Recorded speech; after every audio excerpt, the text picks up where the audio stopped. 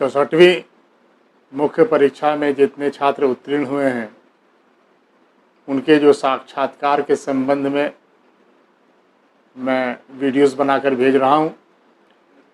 उसी क्रम में मैं आज का वीडियो शूट कर रहा हूं। उसका जो विषय है वो है सबसे जो आप लोग के लिए भी सिरदर्द रहता है, हॉबी, कि हॉबी क्या रखूं। बहुत बच्चे व्हाट्सएप पर मुझे लिख कर पूछते रहते हैं, फ़ोन करके पूछते रहते हैं कि सर हॉबी क्या दें। अब मुझसे पूछते हैं तो मुझे लगता है कि मैं इनको क्या बताऊं कि इनकी हॉबी क्या। हॉबी तो ये पर्सनल होती है कि पढ़ाई के अतिरिक्त कोई भी चीज़ जो आपको पसंद हो वो आपकी हॉबी है। कभी कभी हॉबी जो होता है वो इतना ज़्यादा लोग पसंद करते हैं अपनी हॉबी को कि उसी में कैरियर बना लेते हैं। हॉबी आपका कैरियर बन सकता है, लेकिन कुछ लोग कैरियर नहीं भी बनाते, लेकिन उनका कहीं ना कहीं उनकी पर्सनालिटी में वो सहयोग प्रदान करता है।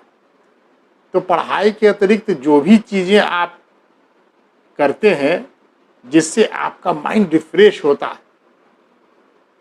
इसीलिए हॉबी पूछा भी जाता है कि आपकी हॉबी क्या है।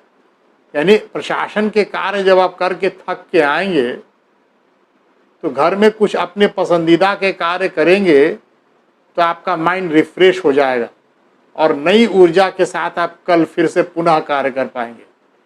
या कभी कभी हो सकता है कि आप कार्य के दौरान ही 10-15 मिनट का कुछ ब्रेक लेंगे और अपनी हॉबी के साथ कार्य करेंगे, हॉबी को करेंगे और आप रिफ्रेश महसूस करेंगे। जैसे किसी को हो सकता है कि गाना सुनने के पर रिफ्रेश हो जाते हैं, तो 10-15 मिनट में कहीं गाना सुन लिया फिर रिफ्रेश हो गए, तो एकदम थकान जो है, मानसिक थकान, वो दूर हो जाती। यही कार्य है हॉबी का। और हॉबी जो है वो व्यक्तिनिष्ठ होता है, हर व्यक्ति का अलग अलग होता है। हर व्यक्ति में होता जरूर है, उसको पहचान करने की आवश्यकता भी होती है। अब इंटरव्यू में जो प्रश्न पूछे जाते हैं कि आपकी हॉबी, ये सबके लिए महत्वपूर्ण है कि आपकी हॉबी प्रशासन में किस प्रकार सहयोग दे सकता है। ठीक है, मैं सब पर आऊँगा, सबके विषय में बताऊँगा। आपकी हॉबी हो सकती है, किसी का गाना सुनना हो सकता है, किसी का खाना बनाना हो सकता है, कुकिंग हो सकती है, किसी का पढ़ाना हो सकता है, किसी का कहानी पढ़ना, उपन्यास पढ़ना हो सकता है, किसी का खेलना हो सकता है, किसी का टीवी वॉच करना हो सकता है, किसी का गपशप करना हो सकता है, गॉसिपिंग भी होता है। बड़ी बहुआयामी सेक्टर है ये, बिल्कुल बृहत मात्रा में। शौक किसी का किसी चीज़ में हो सकता है, किसी को स्टाम्प कलेक्शन हो सकता है। ये कई तरह की चीज़ें हैं। रिफ्रेश करना, देखिए कुछ चीज़ें हैं, इसलिए पूछा जा सकता है कि ये भी कि हैबिट, एक शब्द है हैबिट। अब कहेगा हॉबी और हैबिट में क्या अंतर है, ठीक है, पूछा जा सकता है। तो हॉबी जो होता है वो नियमित गतिविधियां जो होती है, जो व्यक्ति करता रहता है, वो हॉबी कहलाता। और नियमित अगर कोई कार्रवाई है, कोई व्यवहार है, वो हैबिट है। जैसे किसी के हाथ ऐसे करके, जैसे मैं अभी बोल रहा हूँ कि कभी कोई बोलेगा तो हाथ वैसे करके बोलेगा। देखिए इंटरव्यू बोर्ड में नहीं बोलना है, इसलिए कर रहा हूँ, जानबूझ के बता रहा हूँ। ये इंटरव्यू बोर्ड में कोशिश करेंगे कि आप अपने हाथों को नीचे रख करके दोनों पैरों के ऊपर में रखेंगे और सीधा रहेंगे। हाथ को ऐसे ऐसे करके एक्सप्रेस करना, यानी कि आपके बातों में ये दर्शाता है कि आप अपनी बातों से कमज़ोर पड़ रहे हैं, इसलिए हाथों का सहारा ले रहे हैं। ठीक है, इसलिए इंटरव्यू बोर्ड में नहीं करना, बाद में चल के कर सकते हैं, बोल सकते हैं, कोई दिक्कत नहीं है। लेकिन कोशिश करनी है कि इंटरव्यू में, चूंकि वरिष्ठ लोग होते हैं, उनके हाथ से ऐसे एक्सप्रेस करना अच्छी बात नहीं मानी जाती है, इसलिए हाथ का प्रयोग आप नहीं करेंगे। यथासंभव कोशिश करेंगे। सहज रूप में अगर कभी हो जा गया तो कोई इसके लिए तनाव लेने की आवश्यकता नहीं है कि अचानक आपको याद आया तो लगे कि आप हाथ को नीचे कर लिया। ऐसा करेंगे कि धीरे से आप उसको कर लेंगे, पता ना चले किसी को। ठीक है, तो वो कोशिश ये करनी है, अपने आदत में भी शामिल कीजिए कि हाथों का एक्सप्रेशन के रूप में आप इस्तेमाल नहीं करना, ये अच्छा नहीं माना जाता, इसको ध्यान में रखना। अब आते हैं हॉबी पे।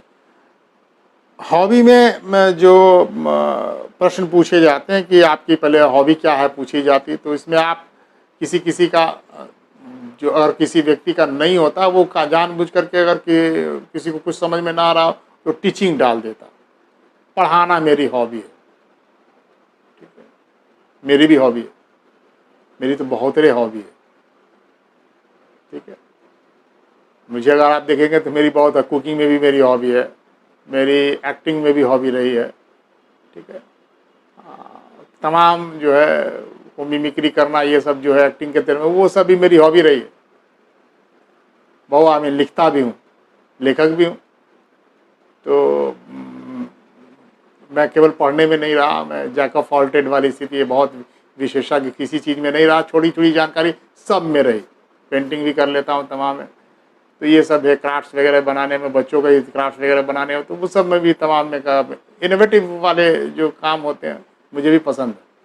और मैं इन सब चीज़ों में मैं हमेशा लगा रहता हूँ, अपने बच्चों के साथ भी लगा रहता हूँ। ठीक है, यही हॉबी है।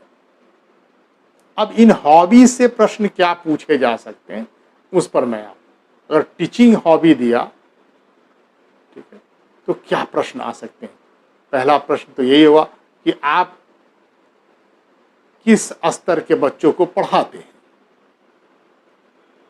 अब आप उसमें जवाब देंगे कि मैं अक्सर बच्चे होते हैं कि छोटे बच्चों को लोग बोलते हैं, बड़े बच्चों में सोचते हैं कि कुछ क्लिष्ट क्वेश्चन पूछ दे तमाम उसे फंस जाएंगे, तो छोटे बच्चों में पूछे तो बोलेगा छोटे बच्चों को पढ़ाने की क्या कला है, छोटे बच्चे कैसे पढ़ते हैं, मॉन्टेसरी पद्धति क्या है, ठीक है, किंडर गार्डन जो पद्धति है बच्चों की वो क्या है। देखिए छोटी छोटी बातें मैं बता रहा हूँ। अब आपसे पूछ सकता है कि आप देखिए कि ये बच्चा कहीं ऐसा तो नहीं ये क्रिएट किया हुआ हॉबी है, इसकी हॉबी नहीं है, वो टेस्ट क्या करेगा, बोलेगा अच्छा सोच लो हम लोग बच्चे हैं, अब हम लोग को एक राइम सब सिखाओ, कैसे सिखाओगे, आपको एक्ट करना पड़ेगा। देखिए अगर आप चुप रह जाएंगे और आप सोचेंगे कि इंटरव्यू बोर्ड में मैं क्या करूं सर ऐसे, तो आप निगेटिव चला जाएगा। आप कहिए कि महोदय क्या मैं खड़ा होकर के भी एक्ट कर सकता बता सकता हूं, ठीक है, आप उनसे इजाज़त ले लीजिए और कर डालिए, एकदम कर डालिए। जब जैसा आप अगर करेंगे तो जैसे ही आप बताएंगे आप बिल्कुल आपका पॉजिटिव जाएगा कि ये चीटर नहीं है। वो देखना चाहते कि लड़का चीटर तो नहीं, ये कैंडिडेट चीट तो नहीं कर रहा, ये टेस्ट हो गया, इसलिए उस पर पहलू पर आप तैयार कर लेंगे। फिर कहेगा कि अच्छा बताइए आप पढ़ाते हैं तो पैसा भी लेते हैं क्या, ध्यान में रखिएगा। अगर पैसा लेते तो कहेगा ये तो आपका व्यवसाय हो गया, ये आपकी हॉबी कहाँ हुई। ठीक है, इन सब चीज़ों को ध्यान में रखिएगा। अगर बड़े बच्चों को पढ़ा रहे हैं 5th 6th 7th इसको बचा रहे हैं तो उसके कौन से सब्जेक्ट्स आप लेते हैं, तो उस सब्जेक्ट्स की सतही जानकारी उस देख लेंगे कि 7th 8th 9th में क्या क्या चीज़ें हैं, वो सब की देखिए नॉलेजेबल व्यक्ति होते हैं, वो सब पता है उनको कि किस विषय में क्या क्या क्या चीज़ें कब कब क्या पढ़ना। वो आपसे छोटी छोटी ही चीज़ पूछ करके टेस्ट कर लेगा कि आप पढ़ाते हैं कि नहीं पढ़ाते। ठीक है, आप छोटे से कोई विज्ञान पढ़ाते हैं, पूछ देगा न्यूटन्स लॉ तीनों बताओ कौन सा लॉ। तो आपको इस ध्यान में रखना है कि पकड़ में नहीं आनी, जिस चीज़ को आपने लिखा है आप उसको जरूर बताएंगे। ये बताने से अगर आपने इसको बता दिया तो लगेगा कि बच्चा अपने जो भी हॉबी भी है उस पर कितनी उसका सूक्ष्म विश्लेषण करता है, उसके बारे में जानकारियां रखता है, कितना ये सजगता का परिचायक आपका होगा। और एक प्रशासक को ऑलवेज सजग रहना है और ऑलवेज होमवर्क करना है, ये होमवर्क करने का ही पहचान है।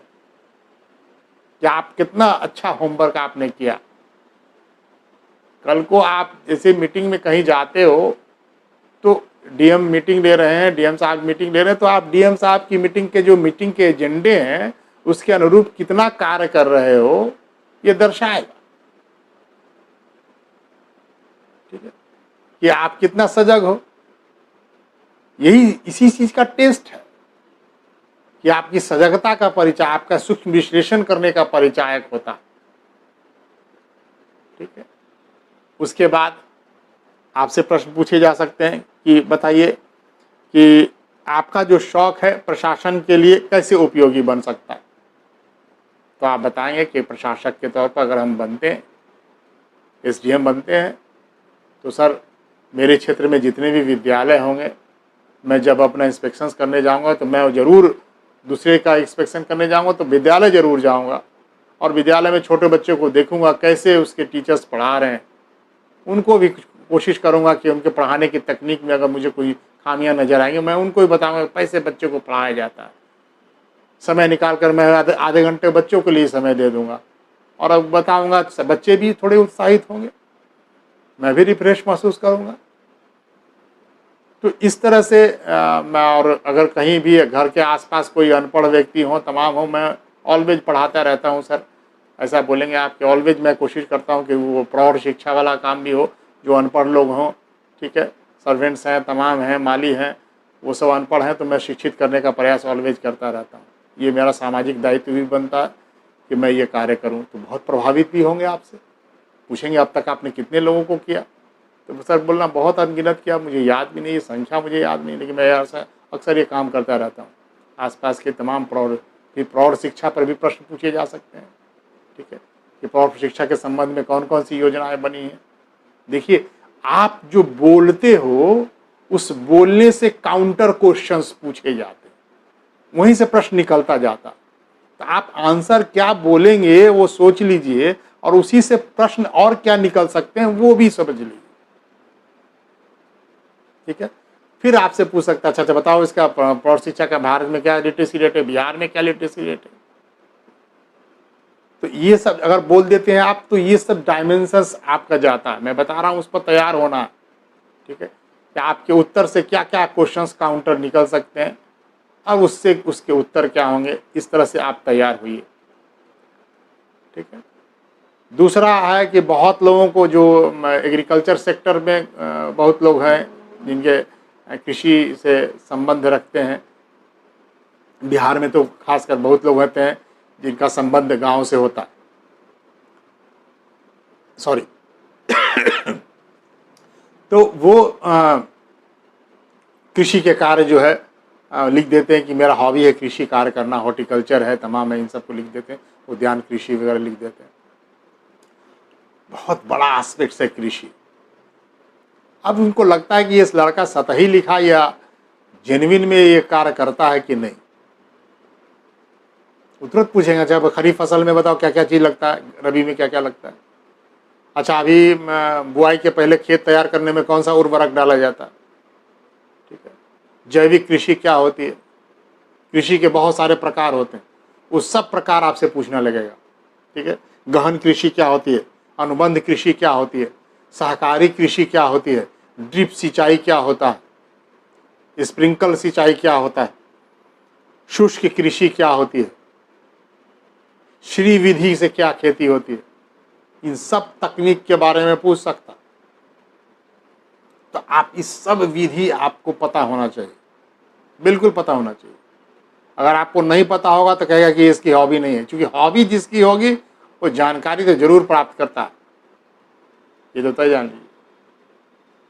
अगर नहीं प्राप्त करता है तो ये समझिए कि वो सजग व्यक्ति नहीं, निश्चित रूप से। इसके अतिरिक्त पूछ सकता है कि बताइए कि जो भूजल स्तर नीचे चला जा रहा है इसका कृषि पर क्या प्रभाव पड़ रहा है, पुनः हम परंपरागत कृषि की ओर क्यों लौट रहे हैं, प्रॉब्लम्स पे पूछ सकता है। बहुत बड़ा एस्पेक्ट है, पूछ सकता है। बिहार में क्या क्या संभावनाएं हैं कृषि की, कृषि जनित उद्योग की क्या संभावनाएं हैं, सभी एस्पेक्ट पर आ सकता है। आपकी हॉबी से वो फिर जीएस के जनरल टर्म पर चला जाए, ठीक है। तो बहुत बड़ा एस्पेक्ट है कृषि क्षेत्र। हॉबीज बताएं तो पूरा बताएं। उद्यान कृषि पूछा तो उद्यान कृषि का क्या कारण, किस तरह से इसको हम लोग कर सकते हैं। किचन जो है आप गार्डन, वो क्या होता है, क्यों आजकल किचन गार्डन का कॉन्सेप्ट बढ़ता चल रहा है, अपार्टमेंट्स वगैरह में ये पद्धति क्यों आगे फ्लरिश कर रही, ठीक है। इन सब चीज़ों से, इन्वायरमेंट से भी जोड़ करके कृषि से आ सकता है। पराली जलाने को लेकर के देखिए कितना प्रदूषण की मात्रा जो है दिल्ली में और तमाम बिहार में भी तमाम जगह पर पराली पर प्रदूषण आ सकते हैं जलाने पे, तो उस पर आ सकता है, प्रदूषण पर भी आ सकता है।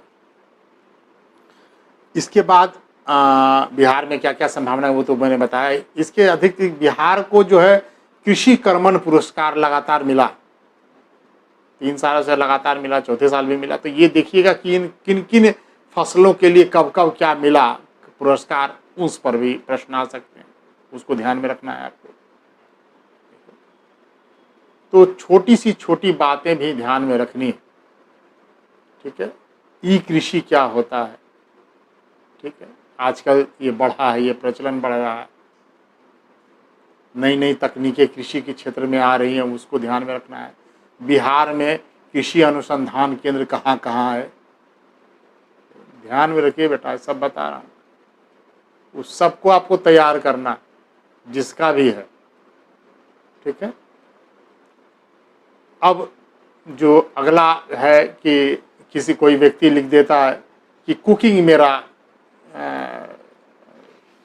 हॉबी है, तो उस कुकिंग के संबंध में क्या क्या प्रश्न आ सकते हैं, मैं उस पर कुकिंग के संबंध में ये बहुत लोगों का रहता है, और लड़कियां जितनी भी हैं वो बेटियां सभी लिख देती हैं कुकिंग, और कुछ पुरुष भी लिखते हैं, ठीक है। बहुत अच्छी बात है, मेरी भी हॉबी है, मैं भी कुकिंग में बहुत इंटरेस्ट रखता हूँ, और मैंने सब अपने बच्चों को भी कुकिंग के में सिखाया, छोटा ही क्यों ना हो, वो भी सब भी सीखेगा, चाहे वो लड़का हो चाहे लड़की हो, विभेदीकरण नहीं होना चाहिए। प्रश्न तो वहीं से पूछता है कि कुकिंग आपको क्या सिखाता है, और इसका उपयोग प्रशासन में कैसे सहयोगी साबित हो सकता है। तो इसका जो सबसे अच्छा जवाब है, मैं वो जवाब भी बता दूं आपको, कि कुकिंग जो है समय प्रबंधन को सिखाता है, एकाग्रता को सिखाता है, ठीक है। आप कंसंट्रेट होकर के बनाएंगे तभी अच्छा खाना बनेगा, और समय प्रबंधन का तो बहुत ही ध्यान में रखा जाता है, और प्रशासन में इसको दोनों का बहुत ही योगदान है। प्रशासन में जब तक आप समयबद्ध काम नहीं करते हैं तब तक वो सुशासन नहीं बनता है।